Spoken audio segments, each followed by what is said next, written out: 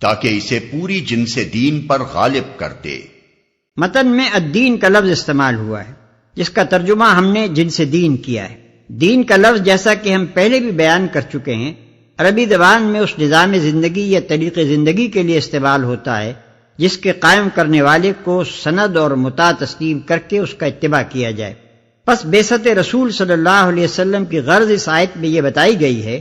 کہ جس ہدایت اور دین حق کو وہ خدا کی طرف سے لایا ہے اسے دین کی نوعیت رکھنے والے تمام طریقوں اور نظاموں پر غالب کر دے۔ دوسرے الفاظ میں رسول کی بعثت کبھی اس غرض کے لیے نہیں ہوئی کہ جو نظام زندگی لے کر وہ آیا ہے وہ کسی دوسرے نظام زندگی کا تابع اور اس سے مغلوب بن کر اور اس کی دی ہوئی رعایتوں اور گنجائشوں میں سمٹ کر رہے، بلکہ وہ بادشاہ ارض و سما کا نمائندہ بن کر آتا ہے اور اپنے بادشاہ کے نظام حق کو غالب دیکھنا چاہتا ہے۔ اگر کوئی دوسرا نظام زندگی دنیا میں رہے بھی تو اسے خدائی نظام کی بخشی ہوئی گنجائشوں میں سمٹ کر رہنا چاہیے، جیسا کہ جزیہ ادا کرنے کی صورت میں ذمیوں کا نظام زندگی ہے۔